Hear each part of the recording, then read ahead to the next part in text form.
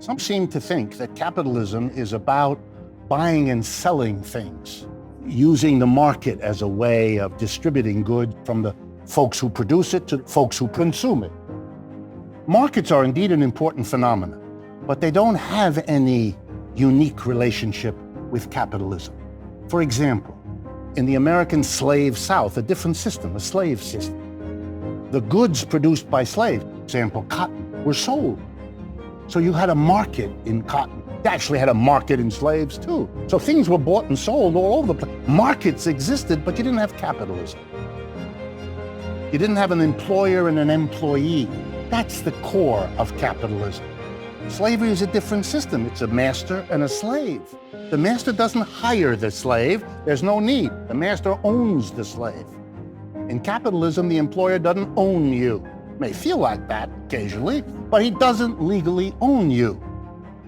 In feudalism, it's yet again different. It's a lord and a serf who kind of belongs on the land, has obligations to the lord, but the lord doesn't hire the serf, doesn't pay him a wage, but there were markets in serfdom. The unique thing about capitalism is not therefore a market. The unique thing about capitalism is the relationship in production, in how goods and services are produced. It's a relationship that is not master-slave, that is not lord-serf. It is a very particular arrangement, employer-employee. And in that relationship lies a fundamental conflict, tension, anger, resentment. Why? Because some people are doing all the work and producing more than they get, a more that we nowadays call the surplus, the extra. And if you're a capitalist, an employer, what of course is your interest? To give the worker the least possible while getting the most out of them, because that's the biggest surplus they can get. And the more surplus they have, the more secure they'll be. In capitalism, it turns out we've got exactly the same kind of system as we had in slavery and feudalism. Why? Because the worker has to produce more, a surplus, than he gets. Just as the master got the surplus the slave produced, or the feudal lord got the surplus that the serf produced. It's nobody's fault. It's the way the system is set up.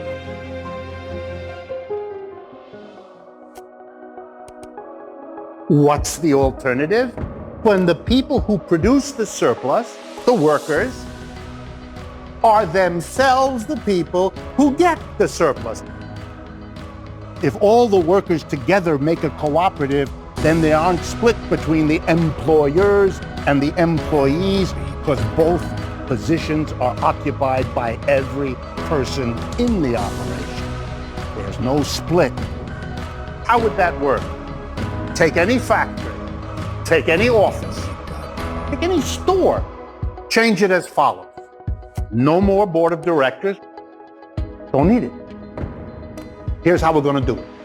You come to work, and you sit around making the decisions. All the decisions that used to be made by the capitalists. Workers become their own board of directors. Or to say the same thing another way, the worker-capitalist division dissolves.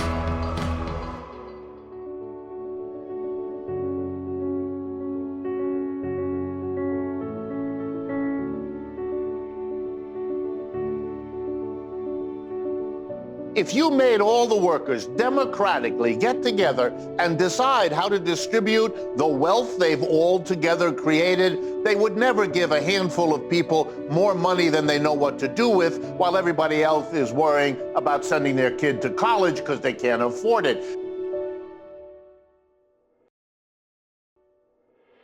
When you're discussing a new technology that might pollute the air or the water, the decision is made by the major shareholders and the board of directors, a tiny group of people who typically live in gated communities in a lovely leafy residence far away from the factory or the office or the store that pollutes. So they can make the investment in the new technology and reap the profits If the workers who live and work and depend on the enterprise made the decisions, they wouldn't do it that often because they're the ones that breathe the air and drink the water. So they'd be much more sensitive to the real cost.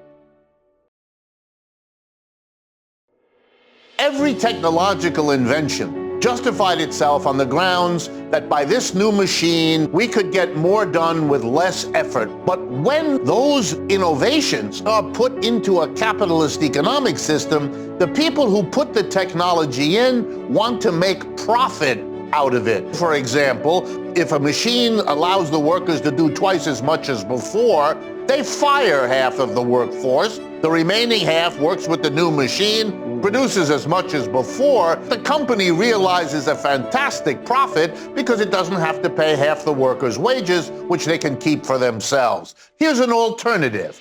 Let every worker do half as much work as he or she did before.